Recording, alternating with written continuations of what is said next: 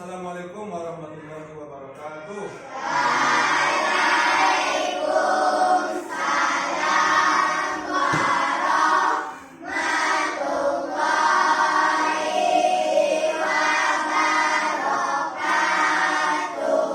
Baik, alhamdulillahirrahmanirrahim. Bersyukur kita kepada Allah. Pada hari ini kita bisa kembali hadir di kelas yang kita cintai ini. Hari ini kita belajar mata pelajaran yang baru, ya, baru, dan Bapak yakin anak-anak Bapak pasti senang, ya. Kenapa? Karena dari slide saja sudah kelihatan tuh. Nah, ini gambarnya animasi, ada robotnya. Mata pelajarannya namanya adalah coding dan kecerdasan artifisial. Apa itu coding? Coding itu artinya pemrograman. Kecerdasan artifisial itu namanya kecerdasan buatan. Di coding itu mata pelajaran yang mempelajari bagaimana cara-cara pemrograman. Ya, bisa nanti anak Bapak buat video, buat aplikasi, buat game, buat flowchart, macam-macam. Kalau kecerdasan artifisial itu artinya adalah kecerdasan buatan. Bisa nanti anak-anak Bapak bisa buka Gemini, apalagi bisa ChatGPT, banyak lagi untuk memudahkan pekerjaan manusia. Jadi semangat ya, semangat, semangat, semangat. Tepuk semangat.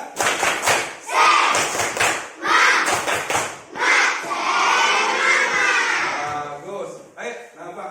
Sekarang sebelum kita mulai pelajaran, sebenarnya tujuan kita belajar mata pelajaran ini apa? Tentu kita harus tahu dulu. Kalau tidak tahu tujuan, buat apa kita belajar?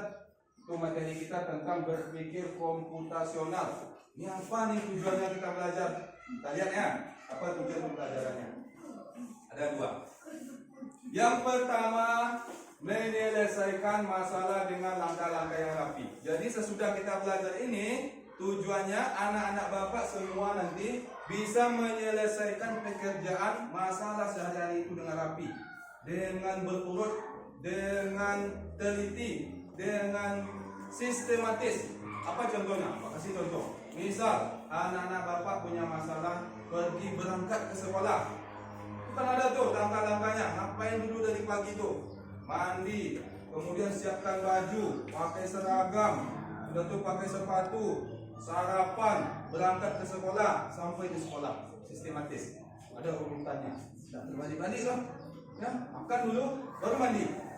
Nah, sudah mandi, pakai sepatu, baru pakai baju. Nah, terbalik-balik.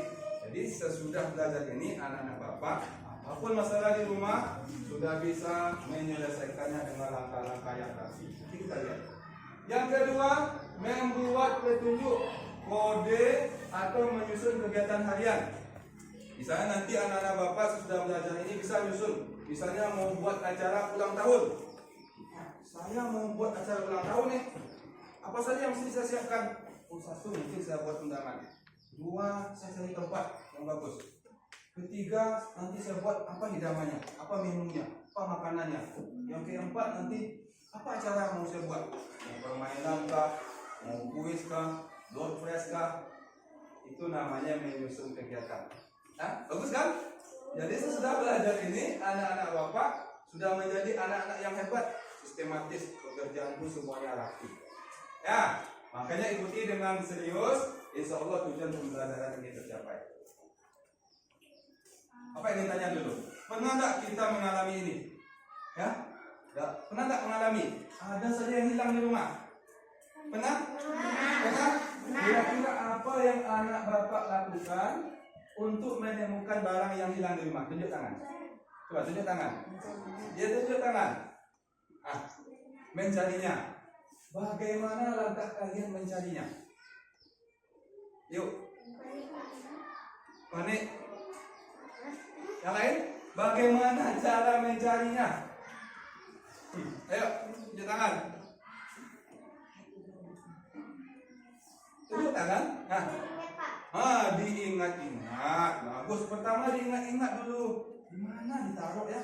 Di mana biasa ditaruh ya? Sesudah diingat-ingat, langsung kita cari ke tempat itu. Oh, kalau tidak di sini biasanya di bawah meja kita taruh. Kalau nggak ada di bawah meja, biasanya di sini di atas lemari ini. Ah, itu langkah-langkah tuh. Ya, itu namanya langkah-langkah yang sistematis. Baik. Sekarang perhatikan video ini ya. Di video ini pertanyaan lagi nih. Ya, ini adalah contoh kita menyelesaikan persoalan sehari-hari dengan langkah-langkah yang sistematis. Ini kan setiap hari ini. Apa nih? Menggosok gigi. Setelah digosok gigi kan ada langkah-langkahnya tuh. Ngapain? Mana langsung digosok? Nggak, buka. Nggak kan? Iya, kita tengok ya. Kita lihat.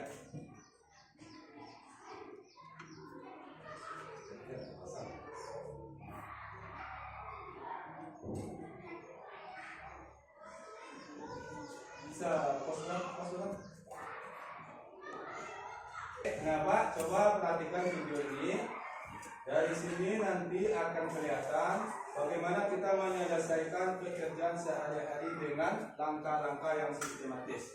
Coba nanti boleh dicatat ya, boleh diingat saja. Nanti akan coba Bapak tanya lagi, mengulang apa langkah-langkahnya. Boleh dicatat atau boleh diingat saja. Langkah-langkah menyelesaikan pekerjaan sehari-hari. Salah satunya ini.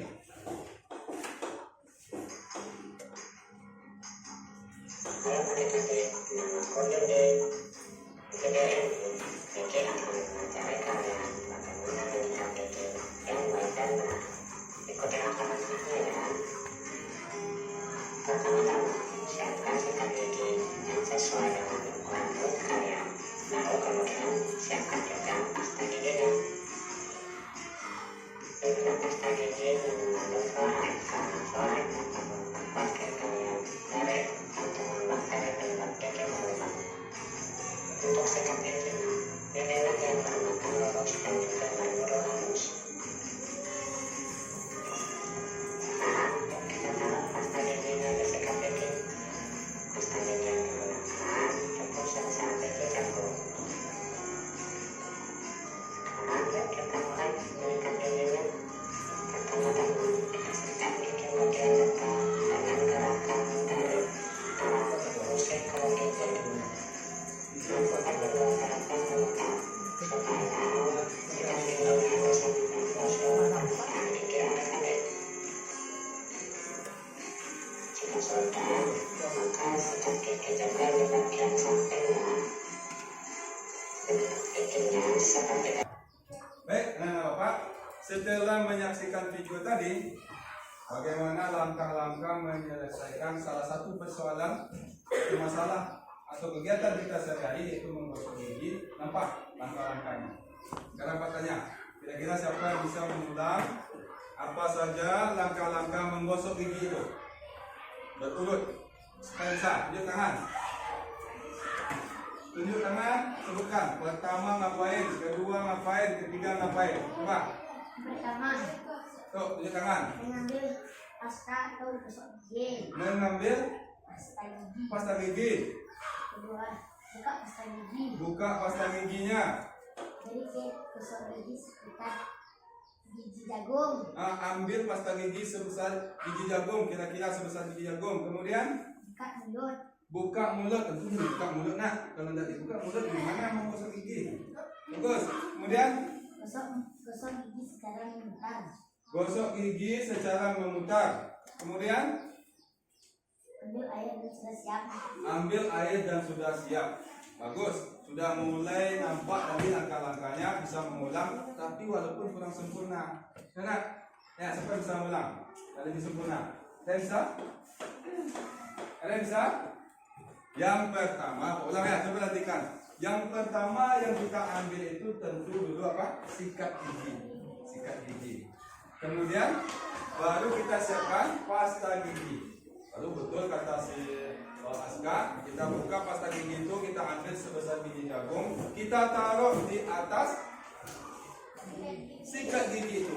Kemudian kita mulai menyikat gigi bagian depan, kemudian bagian samping, kemudian bagian dalam atau bagian yang di dalam atas maupun dalam bawah. Setelah itu kita baru berkumur-kumur, lalu kita taruh lagi pasta giginya, kita taruh lagi sikat giginya, selesai. Nah, ini kan sederhana, Tapi intinya pelajarannya dari situ kita bisa mengambil pelajaran bahwa segala sesuatu itu harus berurutan, sistematis, rapi, jangan acak-acakan. Itu baru sikat gigi. Sama kita belajar, kamu berangkat sekolah, kamu pergi ngaji, semuanya ada aturannya. Dan itu berulang-ulang setiap hari. Kalau sudah beraturan, kita nggak repot lagi. Habis ini saya ngapain lagi ya? Apa yang saya lakukan ya? Dari situ kita belajar bagaimana berpikir secara sistematis. Baik, anak-anak Bapak. Nah, siap kita menjadi ahli pemecah masalah seperti robot hari ini? Siap? Menjadi insinyur cilik? Siap? Menjadi detektif logika? Siap?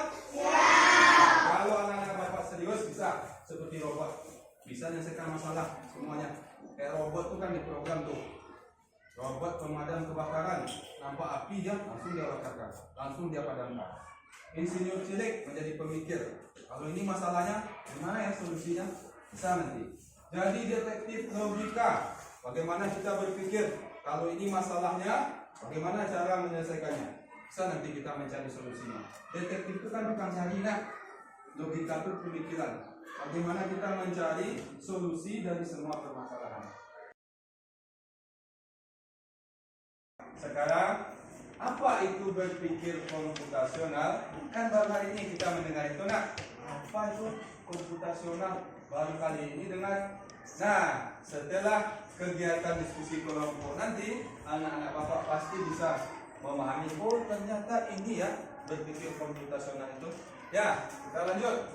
Kita hari ini diskusi kelompok. Perhatikan, ada satu masalah di situ. Masalahnya masalah sehari-hari. Setiap hari anak Bapak mungkin ada yang bawa bekal. Jadi masalah kita adalah menyiapkan bekal sekolah. Tugas anak Bapak diskusi kelompok dengan teman-temannya, menyusun secara sistematis berurut dari awal sampai akhir bagaimana langkah-langkah menyiapkan bekal sekolah. Paham? Oke, sekarang mulai diskusi kelompok. Kelompok 1, kelompok 2, kelompok 3, kelompok 4. Silakan dibuat apa saja langkah-langkah menyiapkan bekal sekolah.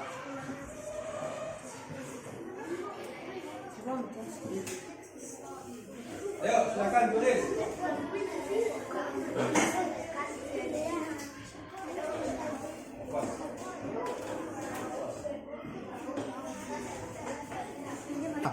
Baik, anak-anak Bapak, selesai diskusi ya. Langkah selanjutnya, Bapak ingin dengar, kemudian teman-teman yang lain juga ingin dengar hasil diskusi kelompok anak-anak Bapak masing-masing. Mulai dari kelompok 1, kelompok 2, 3, dan 4. Bagaimana langkah-langkah menyiapkan bekal sekolah yang sudah didiskusikan tadi. Baik, kita mulai langsung dari kelompok 1. Silakan perwakilan maju ke depan.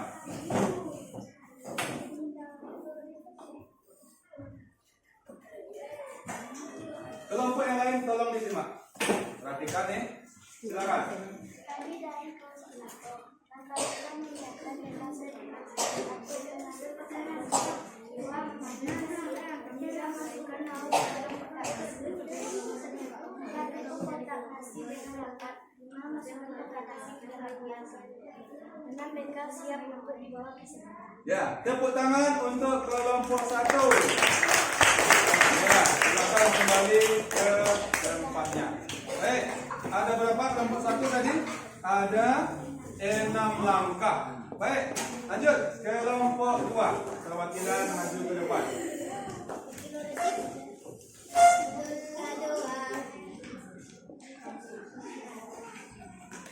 Yang lain dengar ya. Perwakilan dari kelompok 2. Silakan. Kami dari kelompok 2. Langkah-langkah menyiapkan bekal. 1, mengambil kotak nasi yang sudah dicuci. 2, kemudian dikirimkan sampai kering. 3, setelah kering diisi nasi. 4, diisi lauk seperti ikan, tempe, dan ayam. 5, lalu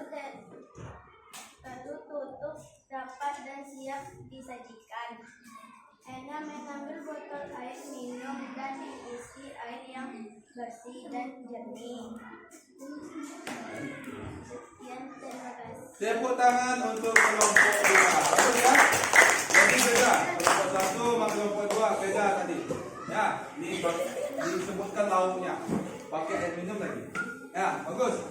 Lanjut kelompok 3. Perwakilan maju ke depan. Kelompok lain dengar. Ada nggak kira-kira yang beda? Kami dari kelompok 3. Mereka menyiapkan bekal sekolah. Satu menyiapkan makan nasi, dua mengambil nasi dan lauk, juga kemudian tutup rapat-rapat. Empat kemudian dimasukkan ke dalam tas. 5 dan lekarnya siap di bawah. Ya? Tepuk tangan untuk kelompok 3. Terakhir kelompok 4. Silakan maju perwakilannya. Menyampaikan hasil diskusinya tentang langkah-langkah meningkatkan prestasi sekolah. Nah, tekan. Yang lain diam. Coba dengar. Kami dari kelompok langkah-langkah membawa bekal prestasi. Langkah pertama menyiapkan kotak nasi.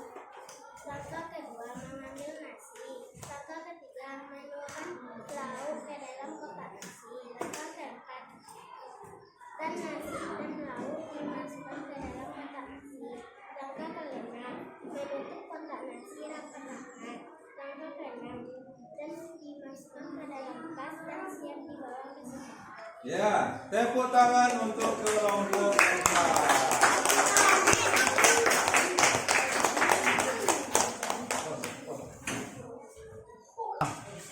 Baik, anak-anak Bapak, semuanya bagus tadi. Hasil diskusinya mengenai langkah-langkah menyiapkan bekal sekolah sudah Bapak perhatikan tadi, semuanya sudah bagus. Rata-rata sudah pintar semua. Walaupun ada beda-beda tapi sedikit garis besarnya sama. Mulai dari mengambil kotak nasi, memasukkan nasi, masukkan lauk, menutup, memasukkan ke dalam tas. Itulah yang disebut dengan berpikir komputasional. Itu yang berpikir komputasional itu. Berpikir bagaimana menyelesaikan masalah secara sistematis, berurutan rapi. Ya. Apa itu berpikir komputasional itu yang Pak sampaikan tadi? Proses menguraikan masalah yang rumit, yang susah, yang sulit menjadi komponen atau bagian-bagian yang kecil. Ya, sehingga mudah diselesaikan. Ya, masalah yang besar itu kita urai, kita bagi-bagi, kita sekat-sekat menjadi kecil-kecil dulu. Sama kayak ulang tahun tadi. Ulang tahun itu kan besar tuh.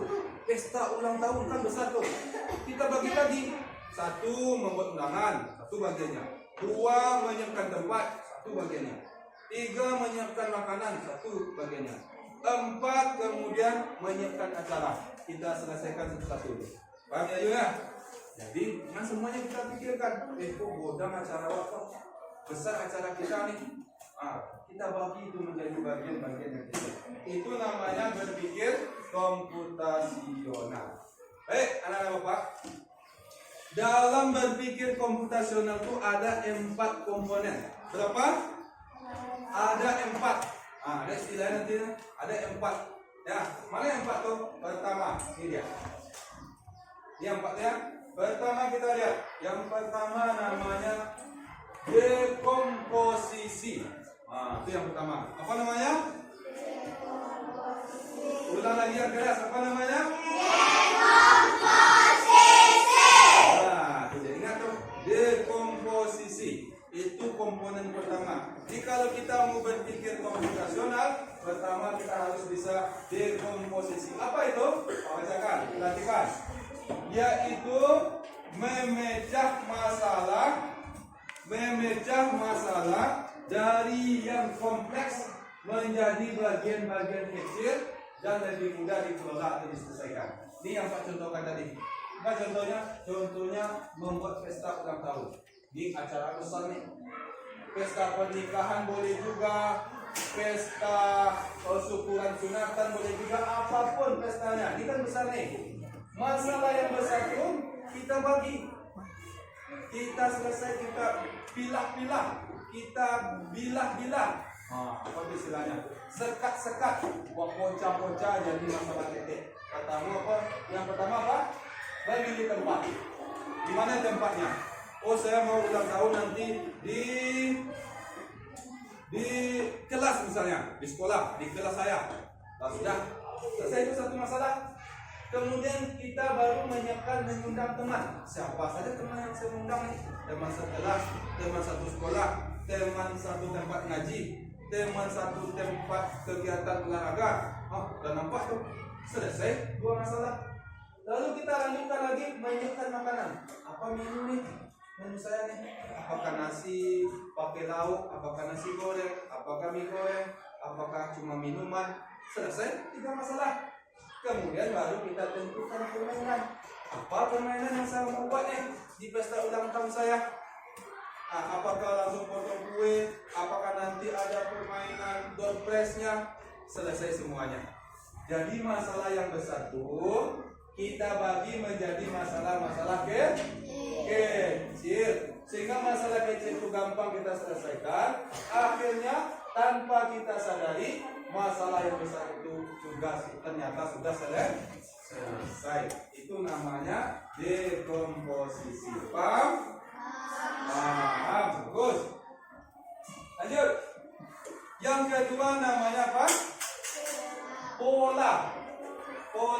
Apa yang kedua namanya? Pola. Yang kelas apa namanya yang kedua? Pola. Yang pertama apa tadi? Yang kedua? Pola.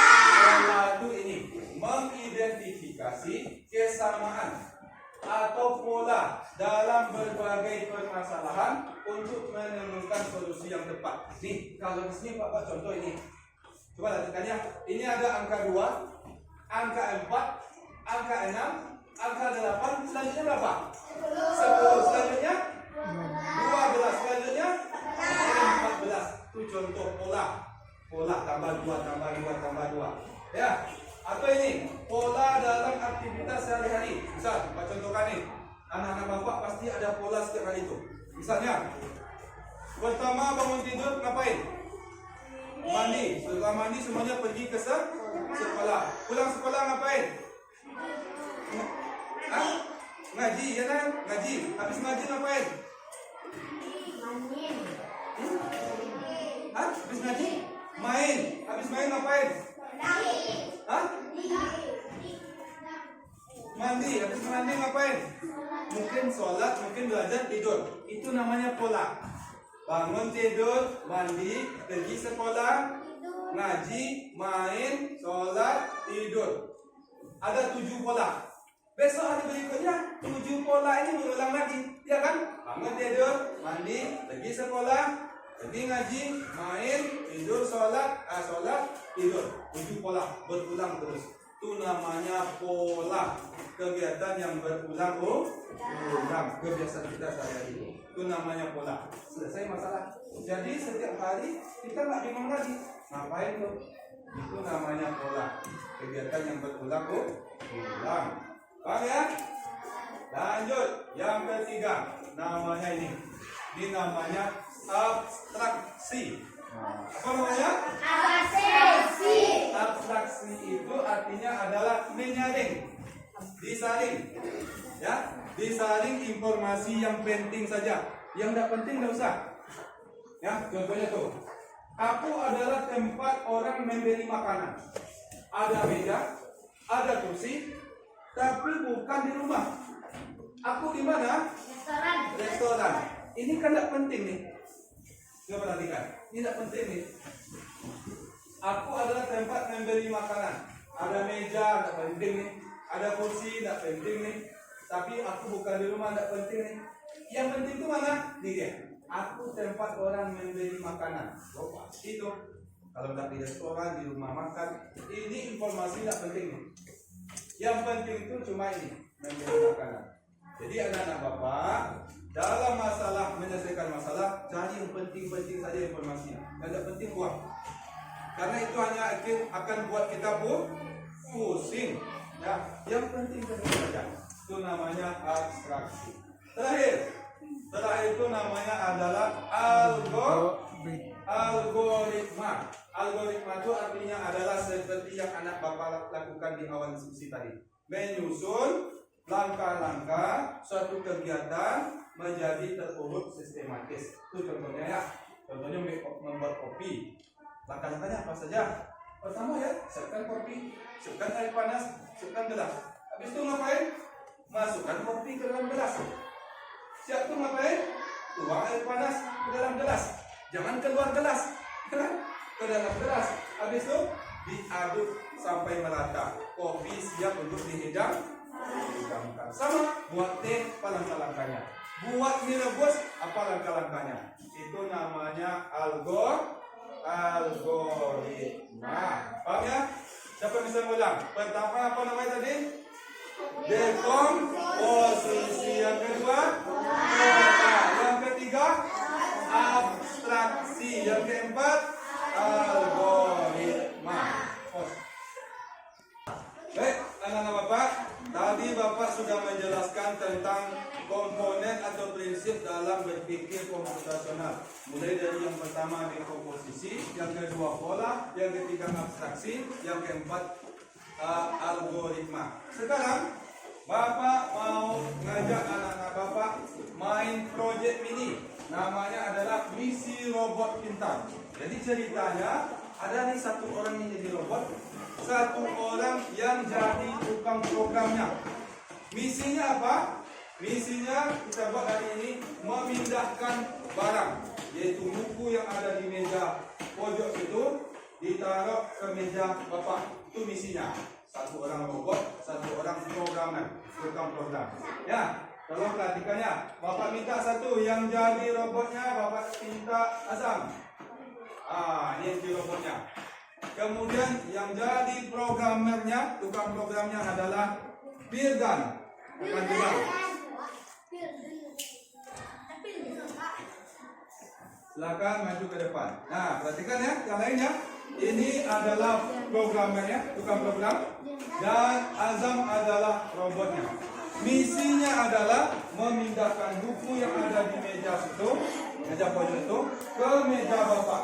Bagaimana seorang programmer memprogram robotnya agar misi itu selesai. Nah, saya sekarang coba perhatikan semuanya. Perhatikan, ada suara. Kita lihat bagaimana robot menyelesaikan misinya. Silakan.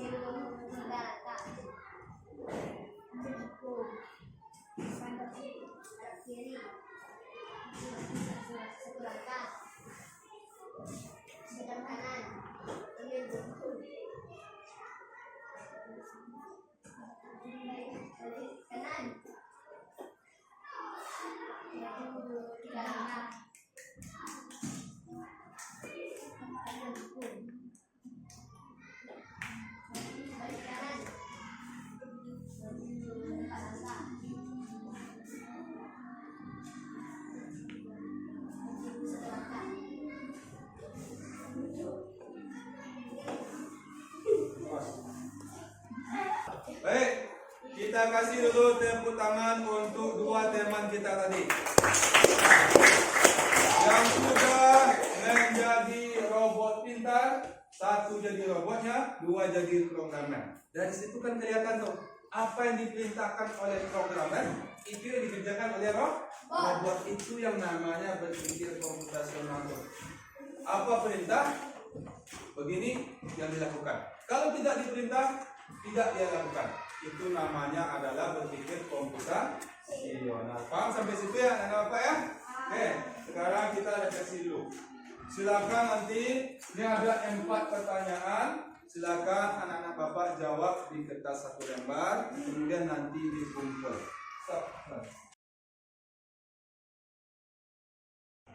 Baik, anak-anak bapak, setelah kita selesai belajar dari awal sampai akhir tadi, dari pengantar sampai dengan materi yang Pak sampaikan, anak-anak Bapak juga sudah diskusi, kemudian sudah lakukan proyek mini jadi robot pintar. Hari ini kita sampai ke kesimpulan. Dari pelajaran yang sudah kita pelajari hari ini, bisa kita simpulkan pertama, bahwa berpikir komputasional itu adalah menyelesaikan masalah sehari-hari, masalah yang mulai dari masalah yang sederhana dengan rapi, dengan sistematis, dengan teratur. Paham ya?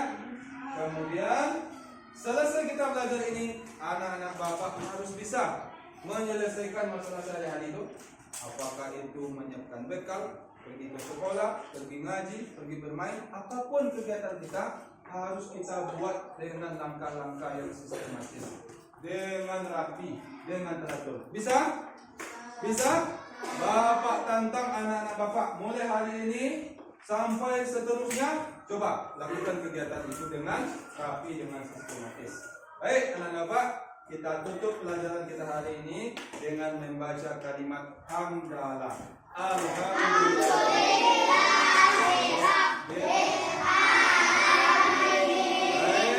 Tutup pelajaran kita. Insya Allah kita bertemu pada pertemuan berikutnya. Banyak maaf. Assalamualaikum warahmatullahi wabarakatuh.